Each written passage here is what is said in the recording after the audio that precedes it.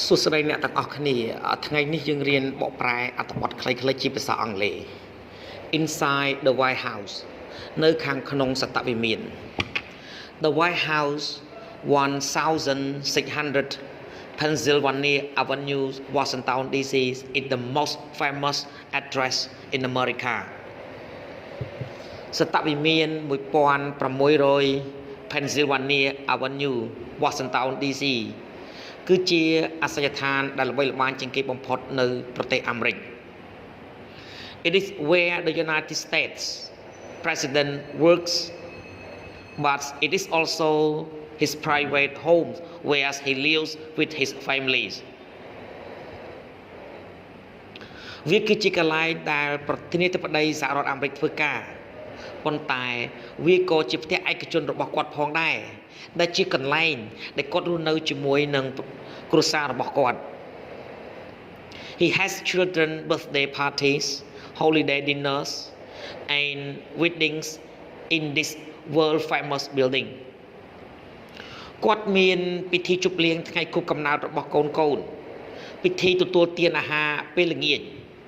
និងពិធីមង្គលការនៅក្នុងអគារដ៏ល្បីល្បាញរបស់ពិភពលោកមួយនេះ The building អគារ First built in 1800 the White House is where the presidents of the United States governs a country of 50 states and 304 million people កសាងដំបូងនៅក្នុងឆ្នាំ 1800 សតវិមានគឺជាកន្លែងដែលប្រធានាធិបតីសហរដ្ឋអាមេរិកគ្រប់គ្រងប្រទេសមួយដែលមាន50រដ្ឋនិងប្រជាជន304លាននាក់ He lived with his families on the second and the third floors គាត់រស់នៅជាមួយនឹងគ្រួសាររបស់គាត់នៅជាន់ទី2និងជាន់ទី3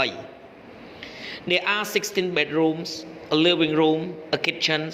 and a dining room មានបន្ទប់គេងចំនួន16បន្ទប់ទទួលភ្ញៀវមួយផ្ទះបាយមួយនិងបន្ទប់ទទួលទានអាហារមួយ Special guest stays in the queen bedroom and the Lincoln bedroom ភ្ញៀវពិសេសស្នាក់នៅក្នុង queen bedroom និង Lincoln bedroom In the west wings are the staff office West wing គឺជាការិយាល័យរបស់បុគ្គលិក The president own office the Oval Office is also there ការិយាល័យផ្ទាល់ខ្លួនរបស់ប្រធានាធិបតីដែលមានឈ្មោះថា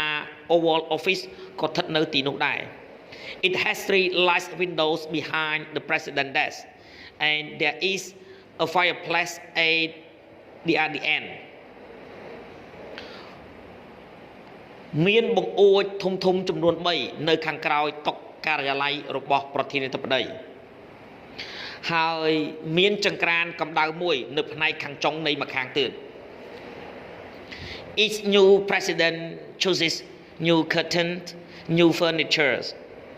and new special carpet ប្រធានាធិបតីថ្មីនីមួយៗជ្រើសរើសវាំងននថ្មីគ្រឿងសង្ហារឹមថ្មីនិងកម្រាលព្រំថ្មីពិសេសមួយផងដែរ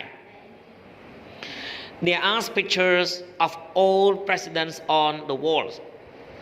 and there is the famous desk a gift from the British Queen Victoria in 1880 មានរូបភាពនៃប្រធានាធិបតីចាស់នៅលើជញ្ជាំងហើយមានតុការិយាល័យដ៏ល្បីឈ្មោះមួយដែលគឺជាអំណោយមកពីម្ចាស់ស្ត្រី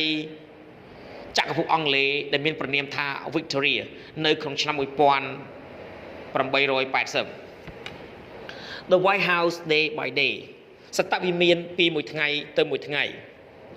The White House is open to visitor សតវិមានត្រូវបានបើកទ្វារសម្រាប់សាធារណជន It is free វាមិនគិតថ្លៃឡើយAbout 6,000 people a day visit មានប្រជាជនប្រហែលជា 6,000 នាក់មកទស្សនាក្នុងមួយថ្ងៃ The president meets special guests in the East room and he talked to journalists in the press room ប្រធានាធិបតីជួបជាមួយនឹងភ្ញៀវពិសេសនៅ East room នឹងនិយាយទៅកាន់អ្នកកសែតនៅ press room about 150 people work for the presidents in the west wings and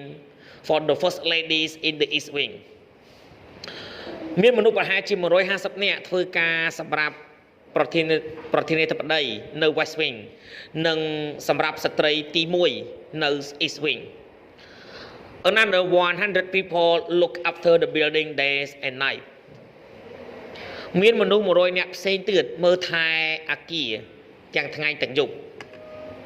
there are 132 rooms 35 bathrooms and 5 kitchens all on 6th floor មានបន្ទប់ចំនួន132បន្ទប់ទឹកចំនួន35និងចង្ក្រានបាយចំនួន5នៅគ្រប់ទាំង6ជាន់ There are 3 elevators មានជណ្ដើរយន្តចំនួន3 The state dining room is big enough for 140 guests State dining room គឺធំគ្រប់គ្រាន់សម្រាប់ភ្ញៀវ140នាក់ Outside gardener grows fruit and vegetable នៅខាងក្រៅអ្នកថែសួនដាំបន្លែនិងផ្លែឈើ There is also a tennis court a jogging track and a swimming pool មានកន្លែងវាយ tennis កន្លែងរត់ហាត់ប្រាណនិងអាងហែលទឹកមួយ Inside there's a movie theater a billiard room a bowling alley and a library នៅខាងក្នុងមានរោងមហោស្រពភាពយន្តកន្លែងបុកវិយា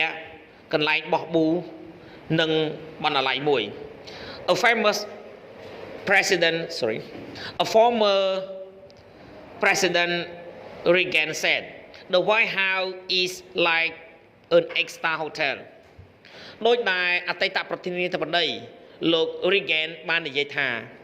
សតវិមានដូចជាសន្តាគារមួយលំដាប់ផ្កាយ8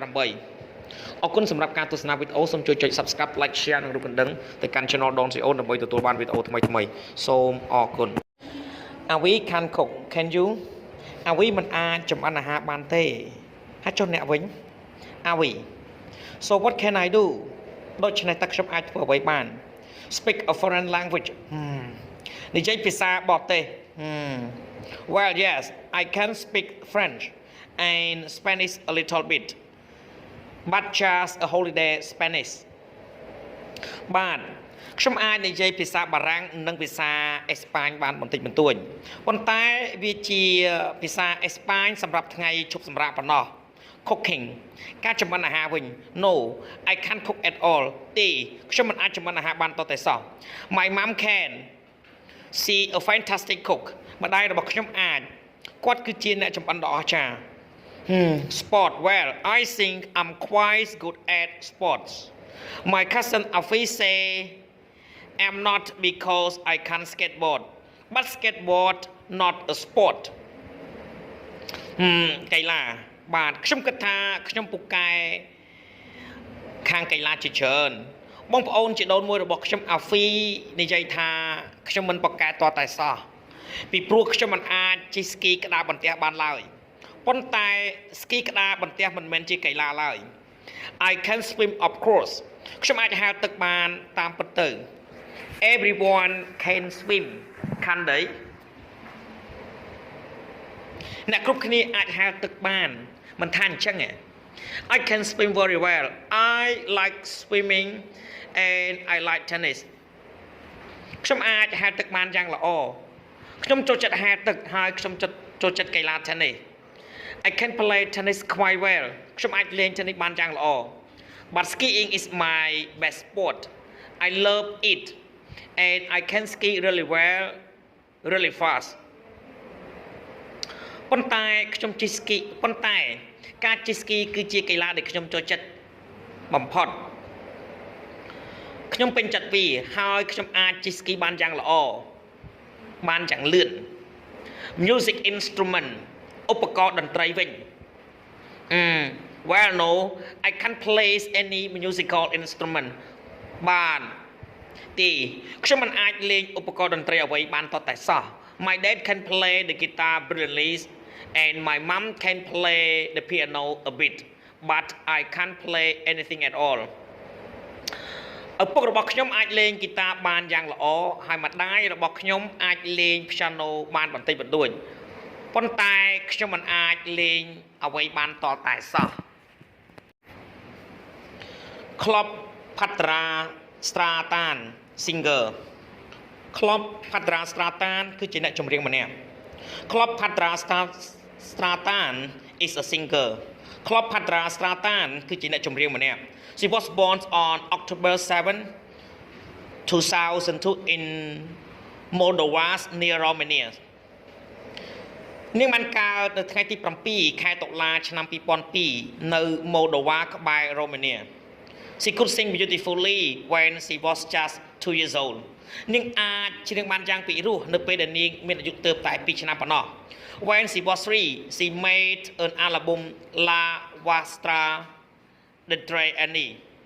នៅពេលដែលនាងមានអាយុ3ឆ្នាំនាងបានបង្កើតអាល់ប៊ុមមួយដែលមានចំណងជើងថា La Vostra the Tray Annie Her album was a big success